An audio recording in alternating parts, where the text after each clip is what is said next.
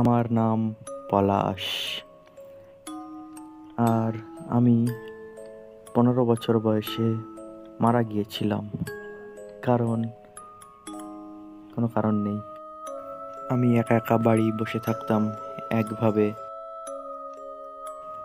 কখনো কখনো তো মনে হতো আমি একাই চিরদিন থেকে যাব। আমি আমাদের গ্রামের থেকে অনেকটা দূরে বসবাস করতাম। যখন আমি একটু বড় হয়েছিলাম তখন আমি বিয়ে করেছিলাম একটা মেয়েকে। আমাদের একটা ফুটফুটে বাচ্চাও হয়েছিল।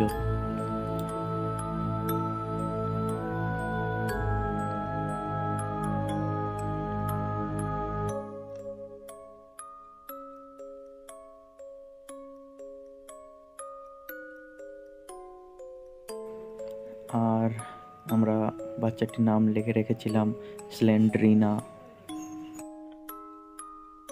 সেও আমার মতো একা একাই বড় হতে লাগলো আস্তে আস্তে। যেদিন স্লেন্ড্রিনা জন্মগ্রহণ করেছিল তার আগের দিন রাতে আমার স্ত্রী স্বপ্ন দেখেছিল যে স্লেন্ড্রিনা যেদিন 18 বছরের হবে সেদিন আমাদের মৃত্যুর কাল হবে এবং আমরা সবাই মৃত্যুর পর একসঙ্গে মহাপ্রেতাত্মা হয়ে ঘুরে বেড়াবো। কিন্তু আমরা তখন এই স্বপ্নটাকে একটা সামান্য ঘটনা ভেবেছিলাম।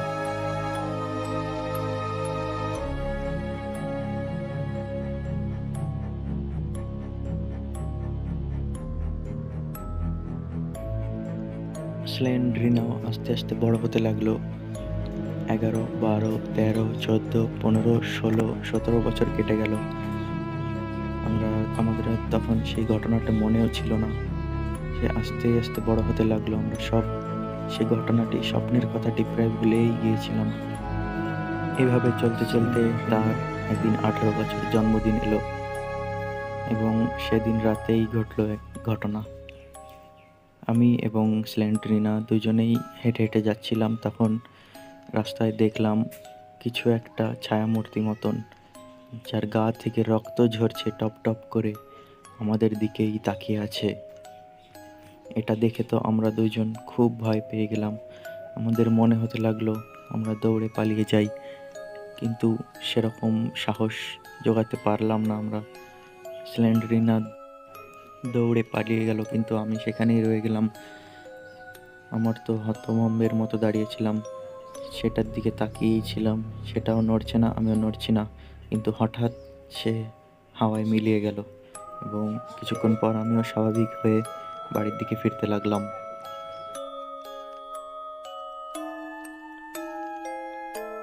বাড়িতে ফেরার পর আমি ঘরে গেলাম এবং যেটা দেখলাম সেটা দেখে আমার জীবনের ঘুম উড়ে গেল। দেখলাম আমার স্ত্রী এবং স্লেন্ড্রিনা দুজনেই রক্তাক্ত অবস্থায় মাটিতে পড়ে আছে। এমনভাবে পড়ে আছে যেন বোঝা যাচ্ছে তাদের শেষ নিঃশ্বাস ত্যাগ হয়ে গেছে।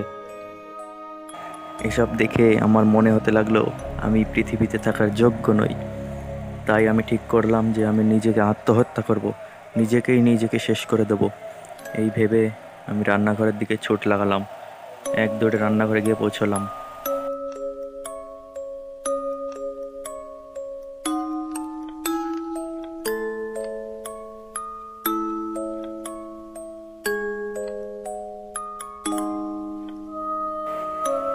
আর একটা ধারালো ছুরি তুলে নিলাম এবং নিজেকে নিজেই মেরে ফেললাম।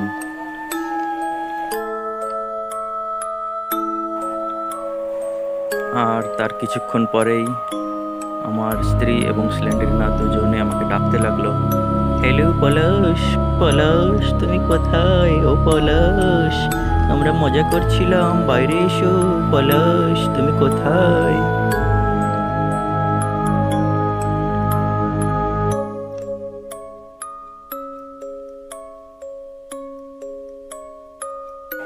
এভাবে ডাকতে ডাকতে তারা যখন রান্নাঘরে গিয়ে পৌঁছলো তখন তাদেরও ঘুম উড়ে গেল। দেখলো আমি মাটিতে পড়ে আছি রক্তাক্ত অবস্থায় এবং আমারও মৃত্যু হয়ে গেছে, কিন্তু আমার মৃত্যু সত্যি সত্যি হয়েছে। এই দেখে তাদেরও ঘুম উড়ে গেল।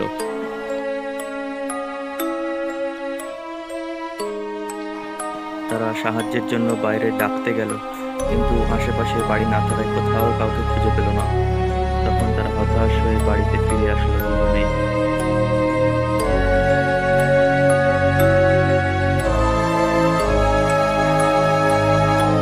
কিন্তু তারা যখন বাড়িতে এসে দেখলো ডেড বডিটা সেখানে নেই, সেখান থেকে হাওয়া হয়ে গেছে। কিন্তু এটা কি করে সম্ভব? ডেড বডি না থাকলে কি করে সম্ভব হতে পারে এসব? তারা খুঁজতে খুঁজতে সিঁড়ি দিয়ে উপরে উঠলো এবং দেখলো আমি বিছানায় শুয়ে আছি।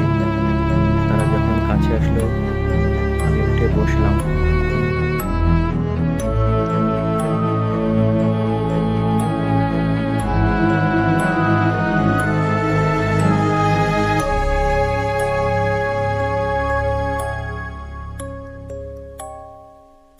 এবং তারা দেখলো আমি সম্পূর্ণরূপে পাল্টে গেছি। আমার চোখ লাল, হাতে বড় বড় নখ এবং খুব ভয়ঙ্কর দেখতে লাগছি। তারা তখন এটা বুঝতে পারেনি যে আমার মৃত্যু হয়ে গেছে এবং আমি তাদেরকেও মেরে ফেলতে চলেছি। তাদেরকেও আমি মেরে ফেললাম, আমার মেয়েকেও মারলাম, স্ত্রীকেও মারলাম, তাও আমার শান্তি হলো না। আমি এইভাবে ঘুরতে ঘুরতে পৃথিবীতে ঘুরে ঘুরে সবাইকে মারতে লাগলাম। আমার মেয়ে স্লেন্ডিনার জন্মের আগের সেই স্বপ্নের কথা মনে পড়ে গেল। তারপর সেই স্বপ্নের কথা মনে করতে করতে ঈশ্বরের কাছে প্রার্থনা করলাম, আমাদের মুক্তি দিন। কিন্তু ঈশ্বর মুক্তি দিলেন না। আমাদের সবাইকে একসঙ্গে ভূত পেতনি দত্তি দানব বানিয়ে পৃথিবীতে ছেড়ে দিলেন, যাতে আমরাও ওদের মতন সবাইকে মেরে ফেলতে পারি।